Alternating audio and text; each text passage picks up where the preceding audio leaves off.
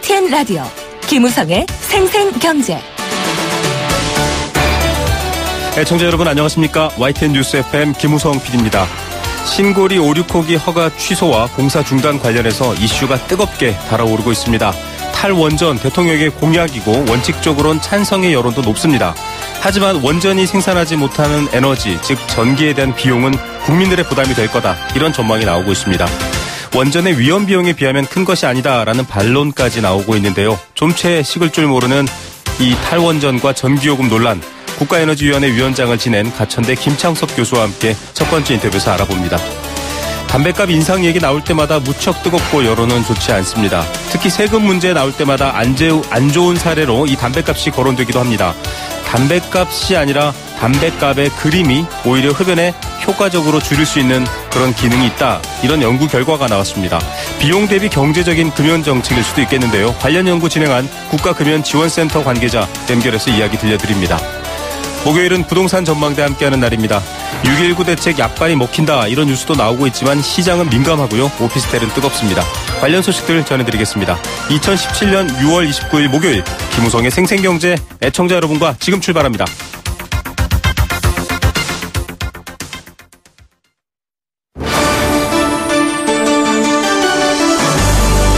YTN 라디오 김우성의 생생경제.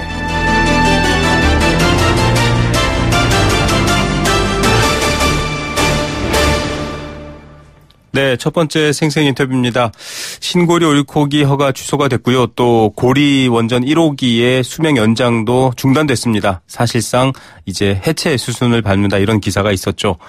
이런 것과 관련해서 논란이 뜨거운 게 있습니다. 바로 원전의 비중을 낮추고 탈원전의 방향을 향하고 있지만 이렇게 될 경우엔 전기요금이 인상될 수 있다. 이런 우려가 나오기 때문입니다. 대체로 떠오르는 것이 바로 LNG 그리고 신재생 에너지 등인데요. 이런 것들로 대체한다고 해도 전기요금은 인상폭이 클 것이다. 이런 얘기가 논란의 핵심입니다. 탈원전 시대에 있어서 전기요금 또 에너지 정책 어떻게 가야 할까요? 국가에너지위원회 위원장을 지내셨죠. 김창섭 가천대 에너지 IT학과 교수 전화로 연결합니다. 교수님 안녕하십니까? 네, 안녕하세요. 예, 현 정부가 2030년까지는 원전 비중을 많이 낮추려고 합니다. 30%에서 18%로 낮추겠다 이렇게 얘기하면서 지금 여러 가지 정책을 추진 중인데요. 뭐 이 방향에 대해서는 뭐 도덕적으로는 많은 분들이 옳다고 하지만 좀 문제점도 많을 것 같기도 하고요. 어떻게 보십니까?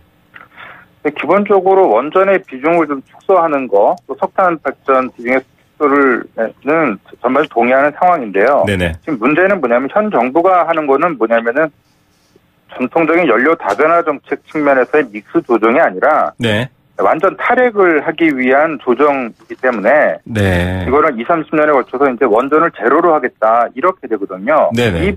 그래서 논쟁이 되는 겁니다. 2030년에 비중 조정을 하는 것이 끝이 아니라 그걸 통해서 원전 제로화하겠다는 것이기 때문에 문제가 되는 거고요. 네. 또 원전을 줄이게 되면 우리나라 또 전 세계에다가 기후 관련해가지고 37%를 줄이겠다고 CO2 배출량 37% 줄이겠다 얘기했는데 이거는 원전이 확대되는 전제하에서 37%인데요. 네. 이 와중에 원전을 빼게 되면은 석탄을 더 줄여야 되는 상황이 됩니다. 네. 이렇게 되면 이제 우리는 원전하고 석탄을 다 퇴출시켜야 되는 상태가 되고, 네. 그러면 이제 LNG하고 신재생만 가지고 대한민국의 발전 연료를 확보를 해야 되는 상황이 되는 거거든요. 네. 근데 사실 우리가 지금 그 비용이 얼마 더 들지, 또 LNG 수급 시장은 어떻게 될지, 가스 시장 제도는 어떻게 할지, 세제 조정 어떻게 할지 이런 대안에 관한 논의가 사실은 구체적인 게 하나도 없었어요. 네. 왜냐면은 LNG만을 가지고 연료를 하겠다는 거는 지금까지 전문가 그룹의 연구 카테고리에 포함되어 있지 않았었습니다. 예. 그래서 이게 이제 좀 대부분 에너지 전문가 입장에서 봤을 때는 이거는 좀 연구되지 못한 시나리오다. 이제 이런 당혹함을 느끼는 거죠. 예. 이만큼 특징 에너지원으로서의 탈원전, 탈석탄 물론 박수칠 일입니다만 그게 쉽지 않다. 단순한 문제가 아니다라는 전제를 먼저 말씀해 주신 건데요. 그렇습니다. 탈원전 정책 속에서 사실은 이 탈원전 자체보다는 에너지 수급에 대한 걱정이 크다. 지금 이런 얘기이신데 원전이 에너지에서 차지하는 하는 비중이 지금 꽤 크지 않습니까? 어떤 현황입니까? 그렇습니다. 지금 원전이 현재 총 25기가 운전 중이고요. 네. 4기가 공사 중이고, 근데 그 중에 이제 그거는 이제 계속 진행될 거고요. 네네. 지금 이제 신고리 5, 6호를 이제 공론에 붙여서 할지 말지 이제 따져보는 사안이 되는데요. 네. 지금 원전은 여러 논의가 있었습니다. 그래가지고 MB 정부 때는 대폭 늘리기로 했다가 네. 지난 박근혜 정부 때는 설비 비중으로 29% 수준에서 하자 이렇게 논의된 바가 있었고요. 네네. 현재 발전 비중은 35% 뭐 40% 수준 가까이 가지고 있습니다. 네. 그래서 원전이 지금까지 우리나라에 전력 수급에 미치는 영향은 대단히 크고요. 그 기여도도 대단히 큰 거죠. 네네. 기조로서 가장 싼 비용으로 기조 전력을 지금까지 제공해 왔거든요. 수십 년 동안. 네. 이 부분을 이제 우리가 조정하려고 들기 때문에 굉장히 이제 어려운 복잡한 상황이 되는 거죠. 현재로서는요. 이 공약으로서의 정책 자체를 지금 반대하려는 목적이 아니라 실질적으로 가능하려고 하면 풀어야 될 숙제가 있다 이런 취지니까요. 또 지나치게 반대 논리 아닌가 이런 식으로는 듣지 마시고요. 좀 다양한 대안의 의미로 좀 들어주셨으면 좋겠습니다. 이 설계 수명이 만료되는 원전도 11기나 되고요. 또 지금 5, 6호기도 사실 결정난 게 아니지 않습니까? 굉장히 지금 이 결정을 기다리고 있는 입장인데 이렇게 논란이 뜨거운 배경도 지금 교수님 말씀하신 것처럼 실제 원전에 대한 의존도가 높기 때문이다 이렇게 봐야 되는 건가요? 신고리 5, 6호는 또 굉장히 독특한 측면이 있는데요. 네네. 부산 울산 지역에 원자력 발전소가 너무 많은 것도 사실이라서 네. 한편 신고리 5, 6호를 또 넣는 거는 좀 문제 있는 거 아니냐라는 거는 논의가 좀 여러 번 있었고요. 네. 그러면 이제 신고리 5, 6호 넣되 고리 1, 2, 3, 4를 빼자라든가 이런 논의도 있었고 네. 또 한편은 이제 그 이후에 신한울 3사라든가 천지 1, 2처럼 이제 이번에 대통령께서 아예 그 이유는 다 배제하겠다 이렇게 선언을 하셨거든요. 네. 그럼 우리나라의 마지막 남은 건설 물량입니다. 네. 이것이 이제 갑자기 취소되게 되면은 원자력 산업이 사실상 붕괴될 가능성이 높고요. 네네. 거기에 이제 종사하는 사람들이 많지 않습니까? 네. 거기다 이제 보상금 주고 이제 그 업을 없애겠다 이렇게 되니까 네. 그렇게 되면 이제 수출 산업화도 힘들어지고 하니까 원자력계 입장에서는 굉장히 반발을 할 수밖에 없는 네. 이제 상황으로 볼 수 있죠. 예, 수급의 측면 이외에도. 네, 수급 외에도 어떤 원자력 산업 자체에 대한 문제도 말씀해 주셨는데 네. 이 원전 비중이 18% 정도로 낮춰지게 되면 액화가스나 LNG나 말씀드린 신재생 에너지를 끌어올리겠다라고 했는데 뭐 명제상으로는 끌어올리겠다 이렇게 얘기하면은 그렇게 보이지만 실제 이게 가능한지 궁금한데요. 그러니까 지금 그 부분이 이제 논란이 많이 있어요. 가스를 우리가 확대할 때 네. 충분히 사올 수 있느냐 없느냐 논의도 있고요. 네. 그래서 또 얼마나 비쌀 것이냐의 논의가 있는데 그 부분이 아직까지 우리가 충분히 연구되지 않은 바라서 네. 그런 면에서 이제 우리가 좀 우려를 하는 거고요. 네네. 그다음에 이제 저희가 보기에 신재생 가지고 20%를 하겠다는 부분은 이제 신재생이 확대되어야 한다는 당위성 우리가 다 요즘에 많이 공감을 하는 상태입니다. 네네.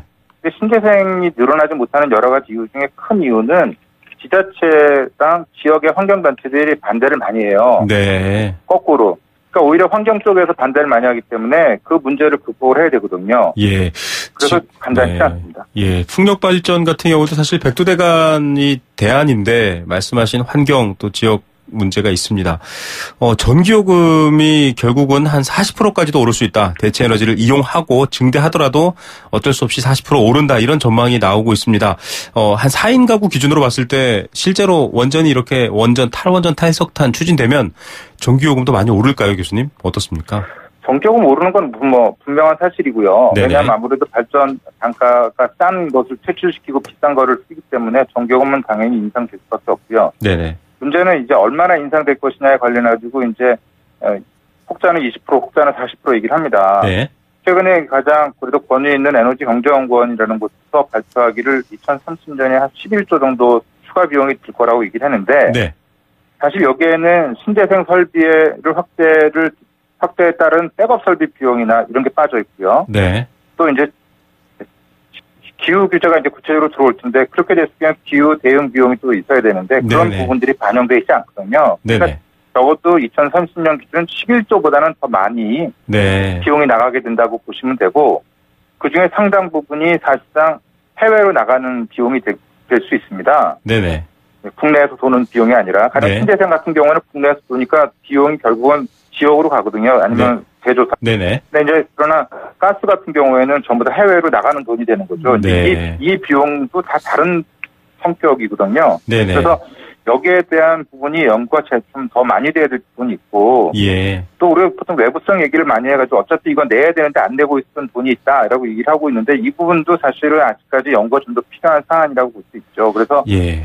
국민들이 제일 궁금해하는 거 그래서 돈을 얼마 더 내야 되는데 라는 부분인데 이거는 좀 더 연구가 필요하다고 보고 있습니다. 예, 지금 11조 정도 소요도 사실은 여러 가지 이 구체적인 비용을 좀 배제 아직 포함되지 않은 것들이 있어서 더 확대될 수 있다라는 가능성도 얘기해 주셨습니다. 당연히 확대되죠. 네. 예, 예. 자, LNG 발전 업체 측은 LNG 발전 같은 경우는 세금 비중 문제이기 때문에 사실 좀 규제를 건드리면 그렇게 뭐 생각하는 것만큼 LNG 발전의 어떤 비용 증가 부담 크지 않을 수도 있다 이런 반론도 있는데 요건 어떻게 봐야 됩니까? 그러니까 지금 전통적으로 보면 석탄하고 석탄, 원자력, 가스가 지금 균형적으로 가야 되는데 지금은 좀 시장 제도가 왜곡돼가지고 가스가 퇴출되고 있는 상태입니다. 네네. 비싸기 때문에. 네. 이것도 좀 잘못된 시장 제도인데요. 결국은 뭐 환경단체 입장이 아니라 하더라도 전통적인 입장이라 하더라도 가스의 보급을 가스를 퇴출시키면 안 되는 상황이라서 네. 가스의 이제 가격 경쟁력을 지원해줘야 되거든요. 네네. 근데 우리는 지금 가스에는 세금을 많이 매기고 또 교차 보조에 의한 부분도 있고 네. 유연탄에다가 과세는 시작했지만 아주 극소량이고 원자력은 아직 과세가 없고 그래서 네. 이 부분을 균형을 잡아줘야 되는 부분이 있고요. 네네. 어쨌든 가스는 늘리긴 늘려야 됩니다. 그러면은 그 가스 증대분을 누가 감당할 것이냐, 일반 소비자가 할 것이냐, 국가가 세금을 덜 걷어서 좀 부담을 할 것이냐, 아니면 사업자들이 네. 가스 발전이나 석탄 발전 사업자들이 좀 양보를 할 것이냐, 이런 논의는 좀 필요하죠. 예, 이 참 에너지원의 다변화에 대한 측면으로만 봐도 어려운 문제인데요. 이게 단순하게 원전을 끝낸다 이런 문제가 아니라 이렇게 복잡한 문제가 있습니다. 독일 같은 국가들 사실 일본 동일본 대지진 이후에 지금 탈원전을 선언했고 추진 중이다 이렇게만 알려지고 사실은 구체적으로 잘 모르는데요. 이쪽도 이런 비슷한 에너지 문제를 겪지 않을까 싶기도 하고요. 어떻습니까? 일본은 전 세계에서 가장 대표적인 탈핵을 지향하고 사실상 실현한 국가라고 보시면 되거든요. 네네. 그러니까 전 세계 1등 국가입니다. 네. 탈핵이나 에너지 전환에 관한. 그래서 이제 전교 1등 학생을 항상 비교하는 건 좀 어려움이 있죠. 사실은 우리가 네. 시장적으로. 네네. 독일은 우리하고 상황이 많이 다른 게 네. 전통적으로 반핵에 대한 사회 정치적인 합의가 있어요. 독일은요. 네. 우리는 탄핵, 반핵 논쟁이 많지 않습니까? 네, 그렇죠. 독일은 반핵에 대한 합의가 있고요. 또 그리고 대안으로서 신재생 에너지를 확대를 해온 나라고. 네.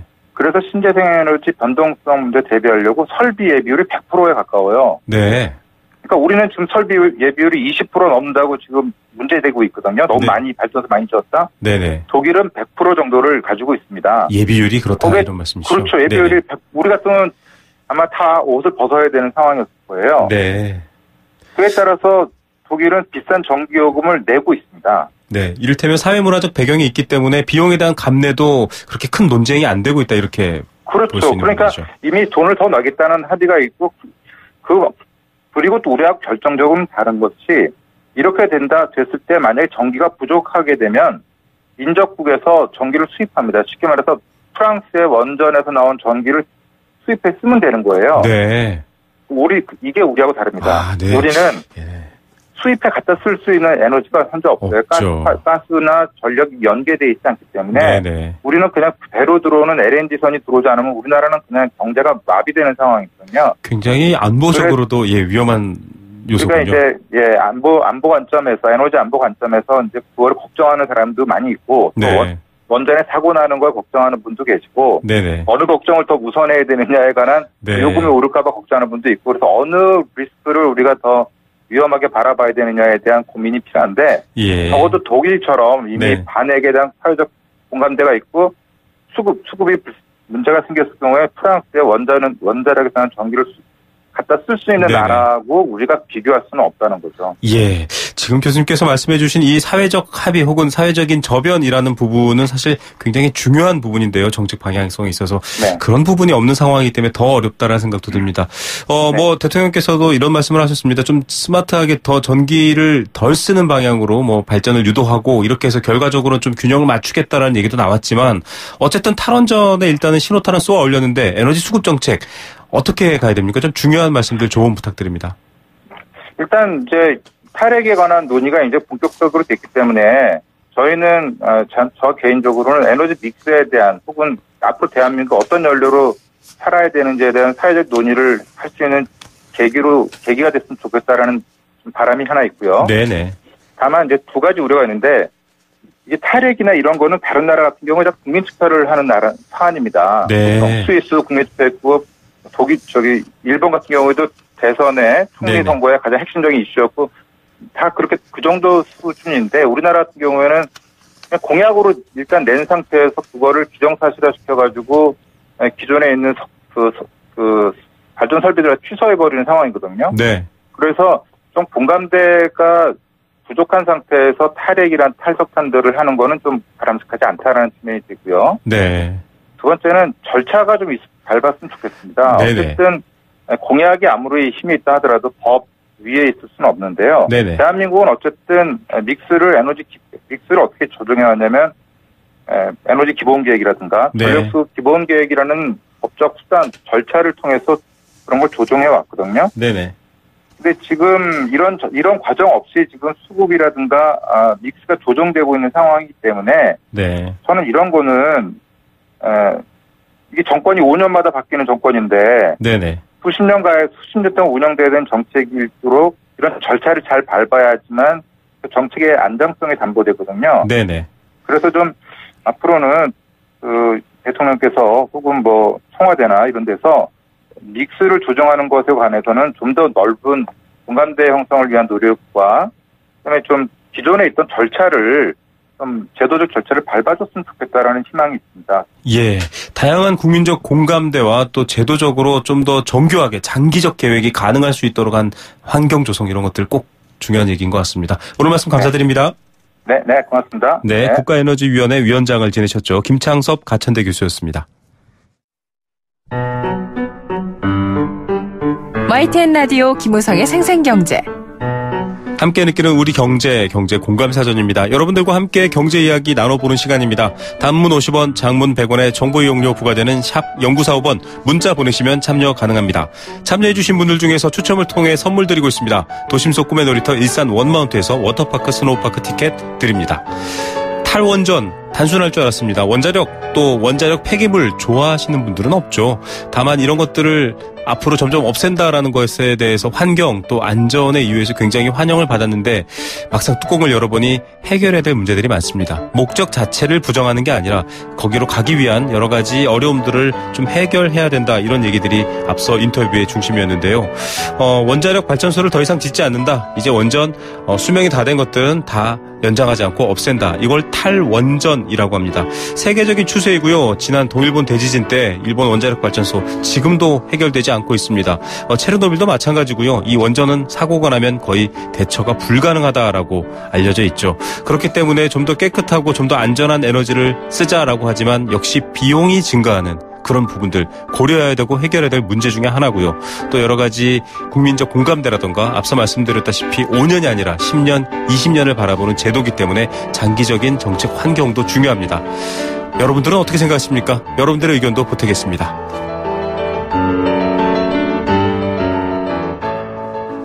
네, 생생경제 일부 포스코 삶을 완성하는 품격 롯데캐슬과 함께했습니다. 캠페인 2개 듣고 경제 톱뉴스 시작합니다.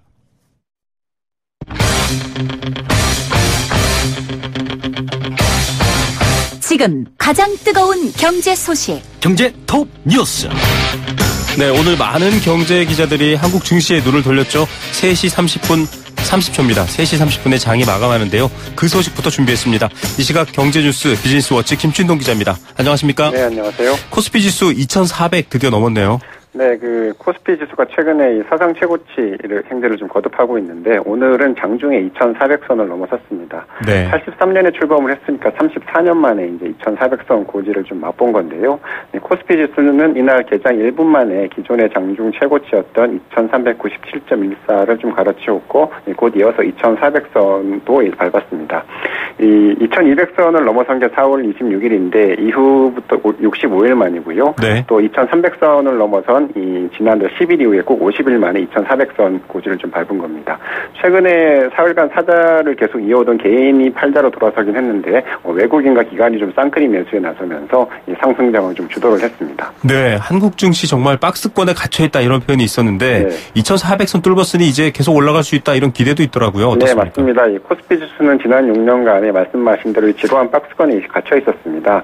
그러다 보니까 개인 투자자들이 좀 많이 떠났고 박스피란 별칭도 붙었는데 이번에 2,400선 돌파는 6년간 이어진 이 박스권 탈출과 함께 그동안 한국 증시를 짓눌러온 코리아 디스카운트로부터의 탈출의 신호로 이렇게 좀 해석이 되고 있습니다. 한국 증시는 그동안 지정학적 리스크에다가 후진적인 기업 지배구조 또 이 낮은 배당 등으로 좀 박스피 신세를 면치 못했는데 최근에 수출 호조와 기업 실적 개선 그리고 새 정부 출범에 따른 기대감이 좀 맞물리면서 한 단계 좀 업그레이드 되고 있는 상황으로 좀 보입니다. 네, 이제 저평가를 넘어서서 좀 제대로 평가받는다 이런 얘기 기대도 있다고 하는데 앞으로 전망도 좋겠네요. 네, 최근에 너무 가파르게 오른 것 말고는 좀 아직 좀 전망이 다 좋습니다. 코스피 지수가 2,400선을 넘어서면서 연내 2,600선 시대의 개막에 대한 기대감도 높아지고 있는데 무엇보다 실적이 좋습니다. 그 IT 업종을 위주로 올해 2분기에 이어서 하반기 실적 전망도 좋고요. 수출도 좀 계속 호조세를 보이고 있습니다. 특히나 이 새 정부 출범과 함께 스튜어디스 코드 도입 또 기업 지배 구조 개선 정책을 좀 꾸준히 추진할 것으로 예상이 되고 있고요. 또 기업들도 여기에 맞춰서 주주 친화 정책을 더 확대할 것으로 보여서 연내 잘하면 2,600선도 노려볼 수 있다. 이런 분석이 좀 나오고 있습니다. 네, 2,600선 넘는지 기다려봐야 될 것 같습니다. 정부가 부자에 대한 증세 방침 공식화했네요. 네, 국정기획자문위원회가 새 정부의 조세개혁 방향을 오늘 설명을 했는데 대기업과 대주주 또 고소득자 또 자산소득자 등의 과세를 강화하는 부자 증세 방침을 좀 공식적으로 발표를 했습니다. 그동안의 부자 감세 정책으로 왜곡된 세제를 좀 정상화해서 이 조세 정의 실현과 함께 이 조세의 소득 재분배 기능을 좀 강화하겠다는 취지인데요. 자문위는 또 이 전문가와 각계각층 대표 인사들로 구성되는 조세 재정개혁 특별위원회를 설치를 해서 이 사회적 이해관계가 첨예하게 대립을 해서 이 국민적인 합의가 필요한 이 정책의 경우에는 이 중장기 로드맵을 만들기로 했습니다. 법인세율 인상과 또 경유를 비롯한 수송용 에너지 세제 개편안 등이 좀 여기에 포함될 것으로 보입니다. 예, 지금 때 아닌 증세 논란으로도 좀 번지기도 했었는데 중산층이나 서민층은 어떻습니까? 이쪽 중산 서민층은 세제 준 오히려 좀 늘리기로 했습니다. 당장 올해 정기국회에 제출할 세제 개편안에 좀 담기로 한 내용도 있는데 우선은 이거 현재 10%인 월세 세액 공제율을 확대를 해서 이 월세 세입자 지원을 좀 강화를 합니다. 지금은 총급여 7천만 원 이하 근로자를 대상으로 75만 원 한도로 월세액의 10%를 좀 세액 공제를 받을 수 있는데 이를 더 늘리겠다는 겁니다. 또 이 최저임금 인상에 따른 이 소기업과 소상공인 부담을 줄여주는 장치도 마련하는데 임금 증가분의 일정 비율을 공제해주는 근로소득 이 증대세제도 좀 확대하기로 했습니다. 지금은 기업이 평균 임금 상승률보다 임금을 더 많이 주면 이 초과 증가분의 10%, 또 대기업은 5%를 좀 세액 공제해주고 있는데요. 앞으로 이 공제 대상 근로자의 범위를 더 확대를 하고 이 공제율도 좀 상향 조정을 하겠다고 합니다. 예. 자, 잠시 부동산이 반짝해서 그런가요? 가계부채가 급증하고 있는데 소득 대비 가계대출 비율도 높아진다고요? 이게 뭔가요? 이 국회 정무위원회 김영주 의원실이 이제 한국은행 자료를 좀 분석을 했는데요. 한국은행의 가계대출 데이터베이스에 담긴 약 100만 명의 평균 LTI를 봤더니 2014년 3월 말 166.8%에서 올해 3월 말에는 205.5%로 40%포인트를 가까이 뛰었습니다. 그 LTI는 이 가계의 소득 대비 가계대출 비율을 말하는데 연령별로 보면 60대 이상이 250.7%로 가장 높았고 50대가 207%, 40대가 202% 등의 순이었습니다. 나이가 들수록 이 주택구입과 사업, 또 자녀 교육 등으로 씀씀이가 커지면서 이 소득만으로는 좀 감당이 안 되니까 대출을 더 받고 있는 건데 LTI가 200%를 넘는다는 건 2년 동안 소득을 다 모아도 빚을 다 갚지 못한다는 뜻입니다. 2년 동안 번 돈을 꼬박 모아도 빚을 못 갚는다. LTI 200% 이런 의미군요. 20, 30대는 좀 상승 추세가 가파르다 이런 우려도 있더라고요. 이 절대적인 LTI 수준만 따지면 고령층이 높긴 한데요. 이 상승 추세를 보면 청년층이 가장 가팔랐습니다. 최근에 3년간 30대 이하의 LTI 상승률이 36%를 웃돌았는데요. 소득은 제자리에 머무는 사이에 대출이 연평균 12%, 한 달에 1%꼴로 좀 늘어난 셈입니다. 네. 같은 기간에 40대의 LTI 상승률은 24%, 50대는 15% 정도였는데요. LTI가 가파르게 오르고 온다는 건 그만큼 소득 대비 대출의 규모가 가파르게 늘었다는 뜻입니다. 자영업자와 근로소득자로 좀 나눠보면 자영업자의 LTI가 355.9%에 달해서 이 근로자의 좀 2배에 육박했습니다. 예, 이 소득을 꼬박 모아서 빚을 갚을 수 없다. 이게 자영업자가 더 심한 상황이군요. 오늘의 톱뉴스 어떤 거 고르시겠습니까? 네, 가계 대출, 소득 대비 가계 대출 좀 기사를 꼽고 싶은데, 학자금 대출을 시작으로 이 청년층의 빚 부담이 이래저래 좀 급작스럽게 늘고 있는데요. 이 가계 부채의 총량 관리도 중요하긴 한데, 이 사회생활을 막 시작하는 청년층이 빚에 짓눌리지 않도록 좀 이시적인 대책도 좀 필요해 보입니다. 네, 빚을 안고 시작하는 이 문제 정말 해결해야 되겠죠. 오늘 말씀 감사드립니다. 네, 감사합니다. 비즈니스워치 김춘동 기자였습니다.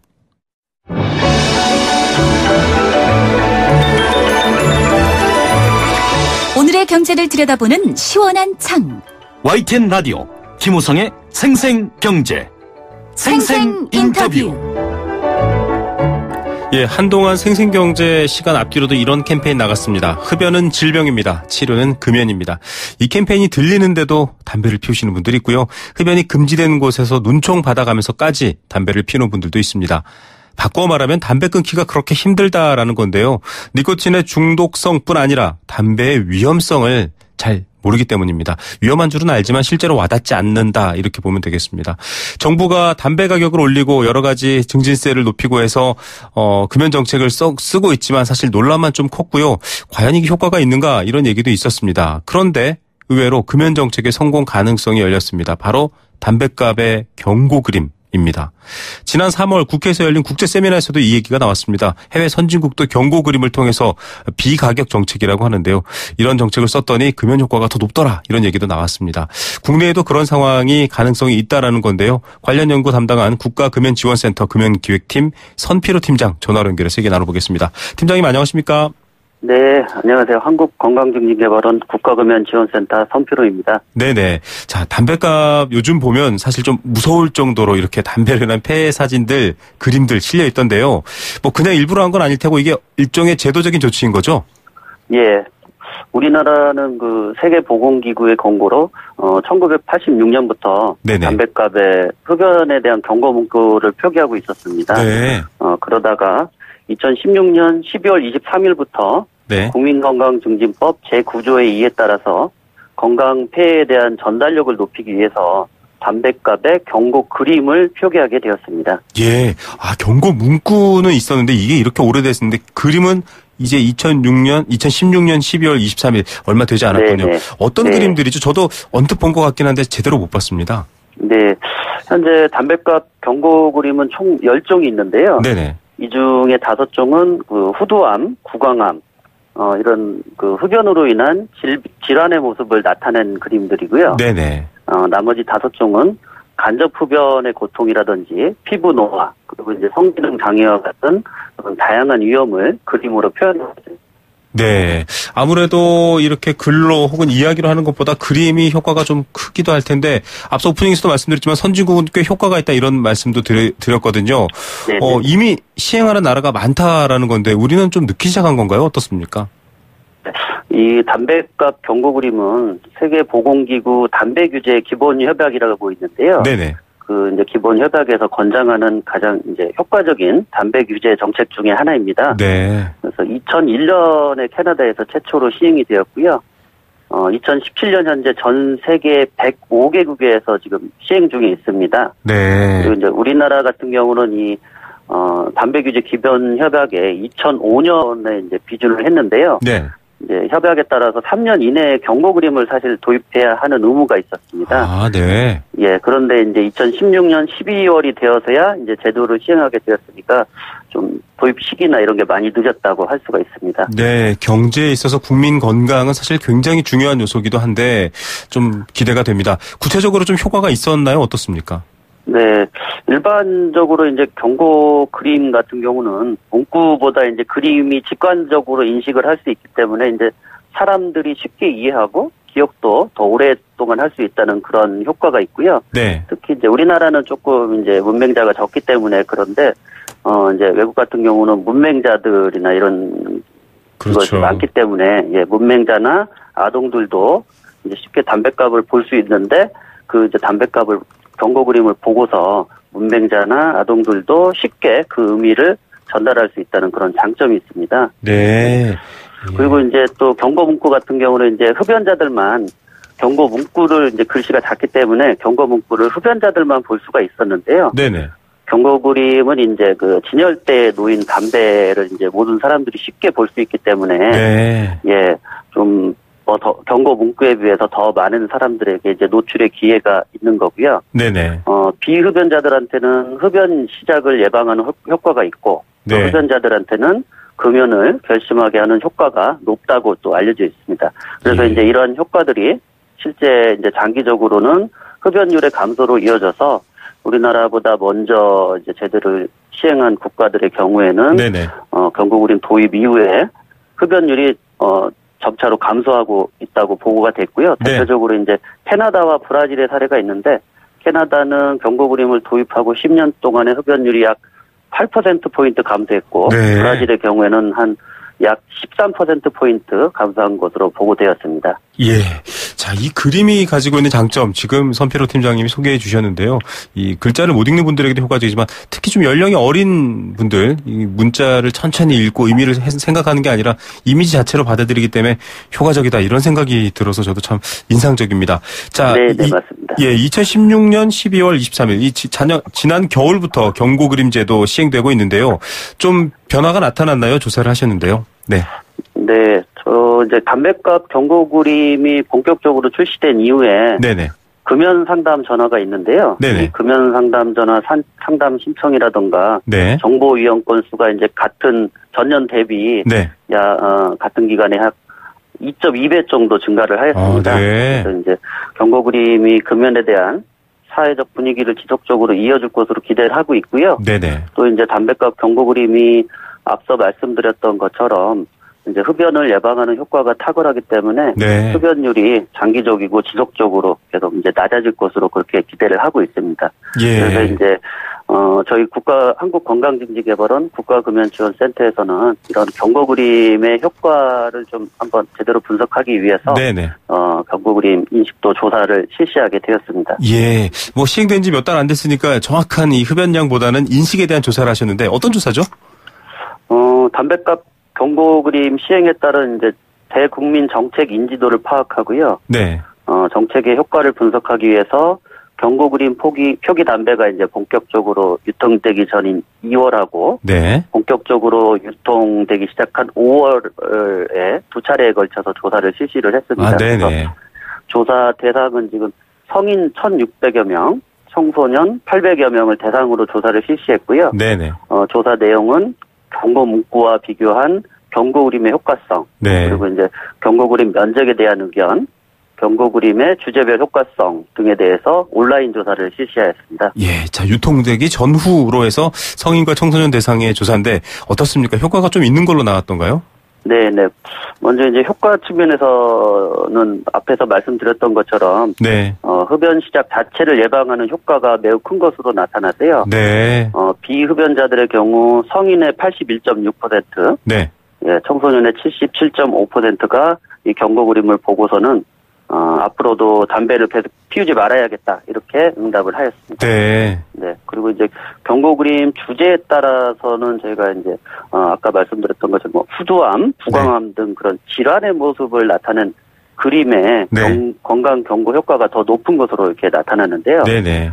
이것은 경고 그림의 혐오도가 강할수록 사람들에게 이제 각인 효과로 인해서 이 건강 경고 효과가 더 높게 나타난 것으로 그렇게 분석을 저희는 했습니다. 예. 그리고 이제 또 만약에 앞으로 이제 경고 효과가 미흡해서 그림을 교체해야 한다면 네네. 어떤 그림을 교체하는 것이 좋을지에 대해서도 조사를 했는데요. 네네. 성인의 경우는 피부 노화라든지 성기능 장애의 효과가 미흡하다고 이렇게 선정을 했고요. 네네. 청소년들은 뇌졸중이나 이제 피부 노화의 효과가 미흡하다고 이렇게 응답을 했습니다. 예. 네. 그리고 또 이제 저희가 담배값 경고 그림 이제 면적에 대해서도 이제 조사를 했는데요. 네네. 현재 이제 담배값 면적의 50%를 경고 그림이 차지하고 있는데 지금은 절반만 차지하고 있군요. 네. 네네. 조사 결과에 따르면 많은 응답자들이 이제 현재 면적이 좁다고 생각하는 것으로 나타났고요. 네. 실제 이런 건강 경고 효과를 가장 효과적으로 누리려면 담배값 면적의 한 80% 정도가 되어야 되지 않나 이런 응답이 가장 많았습니다. 예, 80%. 좀 더 이 효과가 있다. 특히 담배를 안 피신 분, 지금 전혀 피우지 않는 분이 안 피게 된다는 게 중요한 것 같습니다. 일단 피는 분들은 끊기가 어려우니까요. 예. 자, 이 담배로 인한 경제적 비용 많습니다. 사실 담배값 인상에도 이 이야기를 많이 해드렸는데요. 저희도 여러 가지 조사를 통해서 효과가 있다라는 것 방향 일단 확인은 해본 것 같고 향후 또 어떤 정책이나 방향 준비돼 있을까요? 네, 저희가 이번 조사를 통해서 담배값 경고 그림의 흡연 예방 효과를 확인할 수 있었습니다. 네네. 그래서 이제 경고 그림의 종류에 따라서 이제 효과의 차이가 있는 것을 또 알 수 있었는데요. 네네. 이를 바탕으로 해서 저희가 경고 그림 교체를 준비할 계획입니다. 네. 현행 법령에 따르면 이제 경고 그림을 2년마다 이제 교체하도록 그렇게 되어 있는데요. 네. 이번 조사 결과를 반영해서 2018년 6월까지 가장 이제 효과적인 경고 그림이 선정될 수 있도록 최선의 노력을 다하겠습니다. 네네. 예. 그리고 이제 경고 그림의 효과를 높이기 위해서 세계보건기구의 권고사항에 맞춰서 담배값에 표기하는 이 경고 그림의 면적을 보다 더 확대할 수 있도록 노력을 하겠습니다. 예. 담배 기호고 개인의 선택이기도 합니다만 백해무익이라고는 다 알려져 있죠. 또 이렇게 제도적으로 또 금연을 돕고 있으니까 여러분들도 함께 동참하시면 좋을 것 같습니다. 오늘 말씀 감사드립니다. 네네, 감사합니다. 네, 한국건강증진개발원 국가금연지원센터 선피로 팀장이었습니다.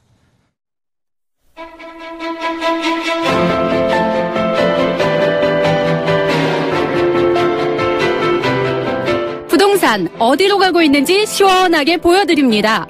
생생경제 부동산 전망대. 네, 부동산의 여러 변수 중에 정책 변수 아주 크죠. 정책이 어떻게 바뀌느냐, 법령이 어떻게 바뀌느냐에 따라서 부동산 시장 출렁입니다. 6.19 대책 이후로 지금 숨고르기 이제 한 20일 정도 지났습니다. 시장 분위기 어떤지도 알아보겠고요. 또 여러 가지 규제를 피해서 풍선효과 우려되고 있는데 그런 부분들도 알아봅니다. 부동산 전망대 리얼투데이 장재현 리서치팀장 전화로 연결합니다. 안녕하십니까? 네, 안녕하세요.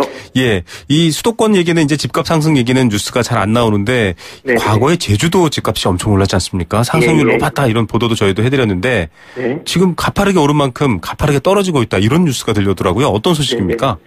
일단 지금 제주도 지역이 어떤 사드라든지 여러 문제 때문에 해외 투자자들이 좀 투자를 좀 안 하고 그다음에 기존에 어떤 보유했던 어떤 부동산에 대한 어떤 매도를 함에 따라서 아무래도 이제 이런 어떤 해외 외국인 수요들이 밖으로 빠져나가면서 이제 제주도 부동산의 어떤 거품들이 조금씩 빠져나가고 있는데요. 네. 우선 이제 지난달 이제 주택 시장을 놓고 보면 미분양이 이제 1,000가구에 육박한다라는 어떤 수치가 나왔습니다. 네네네. 그래서 이유로는 중국인 투자 감소 등의 어떤 여파와 그다음에 주택 시장의 침체가 함께 이어지면서 이제 시장 활성화 대책이 필요하다는 어떤 그 지역 내 목소리가 나오고 있는데요. 네. 실제 지난 29일 지난달 29일 국토교통부 조사 자료에 따르면 전체 미분양이 한 971가구 정도로 네. 지난해 말 한 271가구 정도에 비해서 한 3배 정도 늘어났습니다. 그래서 네.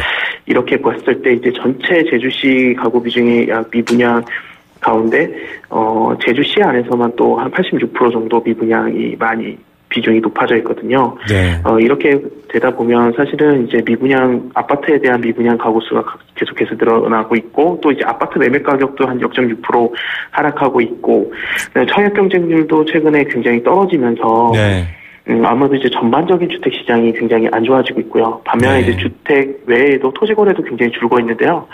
지난해 같은 기간 1월에서 5월까지의 어떤 주택 거래량은 지난해 같은 기간보다 24% 정도 감소했고 또 그에 비해서 토지 거래도 지금 한 10%가량 정도 줄어들고 있거든요. 네. 정확한 수치는 한 70.2% 정도 줄어들고 있는데 사실은 이게 지금 많은 전문가들이 예측하기로는 미사일 방어 체계 때문이고 또 중국의 어떤 해외 투자 억제와 돈의 투기 수요 억제 그다음에 이런 네. 어떤 여러 가지 탓에 해외 부동산의 어떤 투자 감소세가 영향을 미쳤다고는 하지만 그보다 더 큰 문제는 아무래도 그동안 어떤 단기간 제주도의 부동산 가격이 급등했거든요. 맞습니다. 이러다 보니까 이제 그 주변에 해외나 국내외의 어떤 투자 수요들이 많이 빠져나갔고요. 네. 또 기존에 어떤 투자했던 사람들이 많은 시세 차익을 남겨둔 채 떠났기 때문에 네네. 더 이상 이제 국내 수요로는 그 비싼 가격의 어떤 부동산을 좀 매입할 수 없어서 공급에 비해서 수요가 이제 줄어든 어떤 그런 큰 것도 이제 어떤 이런 미분양이라든지 거래량 감소 이런 것들이 많은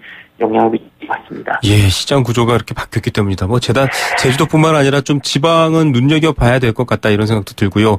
일단 6.19 대책으로 조정 국면이 왔다 이런 얘기도 있긴 한데 보니까 금리 환경이 지금 변하고 있지 않습니까? 네네. 앞으로 미국도 추가로 올린다 이런 얘기 있고 시중금리는 벌써 반영이 되는데 금리가 오르면 집값이 떨어진다 이런 뉴스가 있더라고요. 이건 어떤 내용입니까?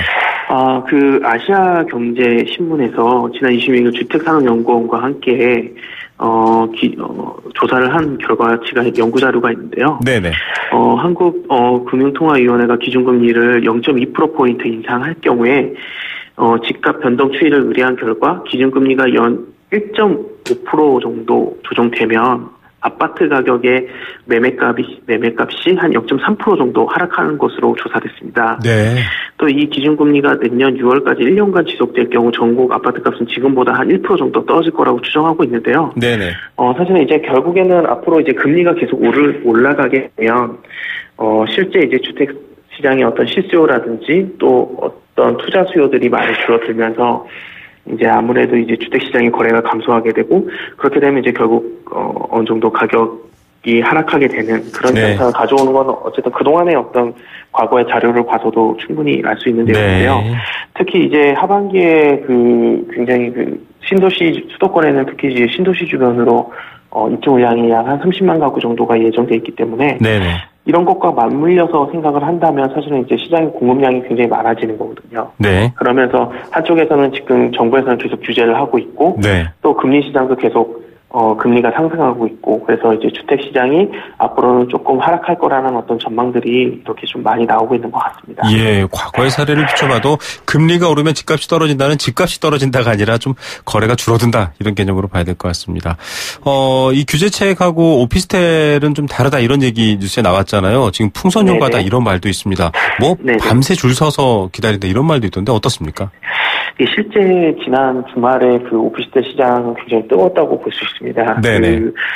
아무래도 이제 6.19 대책 이후에 아파트에 대한 어떤 규제가 시작되다 보니 이제 오피스텔로 이제 투자 수요들이 많이 몰렸거든요. 네. 아무래도 이제 오피스텔 같은 경우에는 전매 제한 기간도 없고 청약 통장도 필요 없기 때문에 이제 누구나 청약을 가능하고 또 19세 이상이면은 집이 있든 혹은 어떤 다른 청약 통장이 있든 없든 간에 무조건 이제 청약을 할 수 있다는 어떤 장점 때문에 네. 굉장히 사람들이 많이 모여들었거든요. 네네. 그래서 실제 뭐 청약을 신청을 받는 날 일산의 뭐 오피스텔 같은 경우에는 뭐 오전 그러니까 새벽 5시부터 혹은 오전 10시부터 이렇게 줄들이 길게 늘어서 있는 모습들을 볼 수 있었고 하나는 오피스텔 같은 경우에는 또 막 9만 명이 몰려들면서 청약 발표까지 당첨자 발표까지 미루는 그런 양상이 날 정도로 지금 주거용 오피스텔이 굉장히 인기를 끌고 있거든요. 네네. 다만 이제 좀 이런 오피스텔에 대한 부분들이 좀 주의해야 될 점들은 오피스텔 같은 경우에는 이제 어떤 임대 수요가 풍부한 곳, 그다음에 임대 수익을 누릴 수 있는 곳들을 중심으로 아무래도 이제 투자나 혹은 실수요들이 모여들어야 되는데 이런 어떤 분위기에 휩쓸려서 어떤 입지라든지 어떤 기관의 어떤 임대 수요 이런 것들을 생각하지 않고 이제 무작정 투자를 하게 되다 보면 아무래도 이제 뭐 매매값이라든지 혹은 임대 수익이라든지 공실률이라든지 이런 것들의 어떤 리스크들이 많이 작용하면서 이제 투자에 실패하는 경우들이 많이 있거든요. 예, 위험도 조심해야 되겠군요. 예, 그래서 그런 알겠습니다. 부분들이 조금 주의를 해야 될 부분들이고요. 그럼에도 불구하고 지금 계속해서 이제 오피스텔 같은 경우에는 규제에 벗어났기 때문에 시장에서 굉장히 인기가 많이 있는 것으로 지금 보여집니다. 네, 알겠습니다. 오늘 여기까지 듣겠습니다. 감사합니다. 네. 리얼투데이 장재현 팀장이었습니다. 네, 탈원전 의견 많이 주셨습니다. 3338님은 방사능 폐기물 10만 년 기다려야지 반감됩니다. 이런 얘기 하시면서 걱정해 주셨고요. 탈원전은 좋은데 대체에너지 또 대책 마련해야 되지 않나요? 이런 공감되는 의견들 또 많이 주셨습니다. 4084님도 정부가 알아서 할 일이지만 전기요금 오르면 서민은 힘듭니다. 35살인데 워터파크 평생 한 번 가봤습니다. 라고 말씀하셨는데 저희가 2번 가게 해드려야 될 것 같습니다. 의견 주신 다른 분들도 감사드립니다. 네, 생생경제 포스코 삶을 완성하는 품격 롯데캐슬과 함께했습니다. 평생 워터파크 한 번 가보셨다는 4083님 이제 2번 가셔야 될 것 같습니다. 저희가 워터파크 티켓 선물 보내드릴게요. 8106님 계곡에서 시원하게 발 담그고 수박 먹고 싶다고 하셨는데요. 시원한 여름 이야기 감사합니다. 내일 오후 3시 10분에 힘이 되는 경제 이야기로 찾아오겠습니다. 김우성의 생생경제였습니다.